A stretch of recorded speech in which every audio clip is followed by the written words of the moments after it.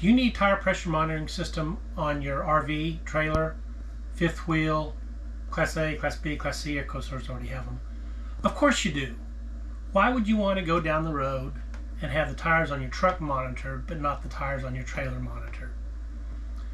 It's such an inexpensive, very reliable, very robust system that can prevent accidents. Here are a couple examples of tire blowouts that could have been prevented with the tire pressure monitoring system. If you want to see how it's done, just keep on watching. The safety of your occupants, the road, and other road users is paramount. An RV, to their size and weight, they demand enhanced vigilance for safety. A TPS continuously monitors your pressure of your tires, the temperature of your tires, whether it's overinflated or underinflated, or if we get a high temperature, which could result in a blowout. By providing real-time data to our tire pressure monitoring system, that gives us the ability to take proactive measurements to prevent accidents and extra wear and tear on the tread due to overinflation or underinflation. And also it helps prevent breakdowns by alerting us to potentially dangerous situation. Part of the TPMS system that we're going to talk about is the Tire Link by Lippert, and it's already pre-installed on my Grand Design. The power unit is. So in the Tire Link you get the tire stem monitors, and then you get the relay unit, and then in here we also have this, which is what hooks it up to the battery. This is already pre-installed, so we're not going to talk about that. So what happens is, tire stem monitor sends it to the relay, sends it to the One Control app on my iPhone. Okay, this is the unit that's pre-installed on the Grand Design unit that hooks up to the battery. So all we need to do is we need to just take the repeater of the relay that sends the information from the tire stems, and we just plug that in right there. Okay, screw in the sensor. I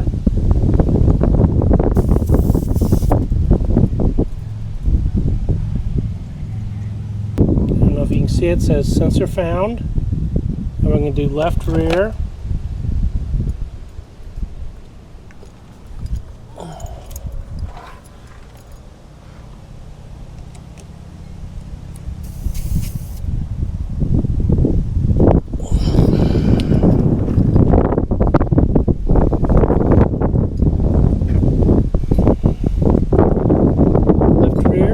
Sensor found right there.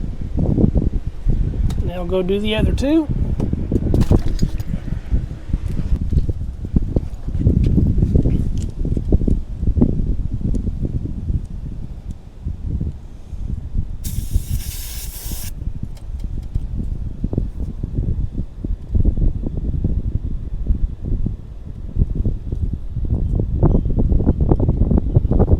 Front right, sensor found.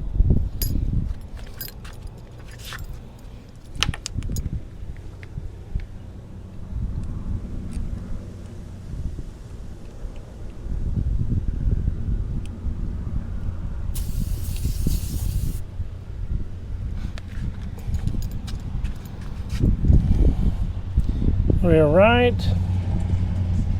sensor found.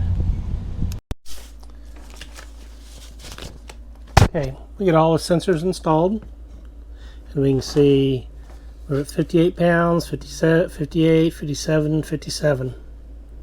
Now we can configure them. Our tire pressure should be 65 pounds per square inch as shown on the label on the side of the RV. We also have a load range of D, which means each tire can accommodate 2,040 pounds. With the 4 tires, that's more than adequate to accommodate our trailer weight.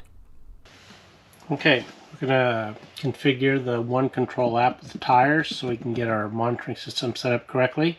First, we go to the One Control app. We come down here and we go to Tire Link.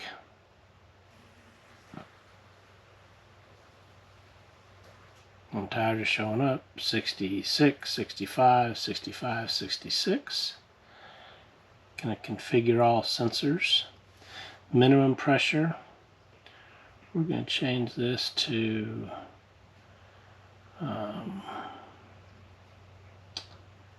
let's put it at 63, 2 pounds below the suggested minimum. Maximum pressure. We're going to go 75. And maximum temp, we're going to go at 180. Now, whenever we get a warning, if we get overpressure, under pressure, we'll get a warning. Or if we get a high temperature, we'll get a warning. And that's the way we configure it. Oh, my glasses. Can't see a thing without them. Okay, so now, in conclusion, we've now installed it, we've configured it, and we know that our TPMS, it enhances road safety, prevents potential accidents, reduces downtime to tire issues, improves fuel efficiency, and safeguards our valuable belongings. Embracing the technology is not only a peace of mind to our RV enthusiasts, but also demonstrates a commitment to a safer and more sustainable travel. We've been real impressed with this system so far. Although we only have 400 or 500 miles on it, we haven't had a failure. We have not had any alerts driving down the road. I've been playing around with it in the driveway. I'll take a sensor off to make it notify as a part of my learning curve. But I really believe that this is a good system. It's simple. It's part of your phone. It's part of the One Control app that Lippert offers, and I can't see a reason why you would not. If this was available to you, I do not know why you wouldn't want to use it. Again, if you have a choice and a little bit of money and a little bit of time, I'd go install it just for peace of mind. Thank you very much. As you can see from this graphic here, if you underinflate your tires, the outside of the tires touch the ground and not the middle of the tire. Overinflate, the middle of the tire touches down, and so you get wear there. And then if it's properly inflated, the whole tire touches the ground correctly. So anyway, that's what we're trying to achieve, the proper inflation.